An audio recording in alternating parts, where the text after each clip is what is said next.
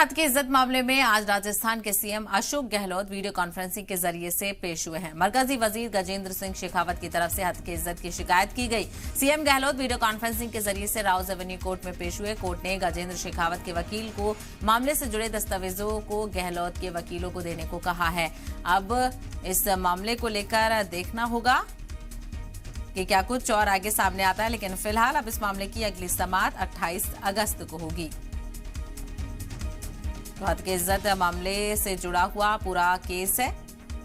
अशोक गहलोत पर ये इल्जाम लगाया गया था। CM Ashok Gehlot video conferencing के जरिए से आज इस मामले में पेश हुए, क्योंकि आज जो मरकजी वजीर हैं गजेंद्र सिंह शेखावत, उनकी तरफ से हद की इज्जत की शिकायत की गई थी।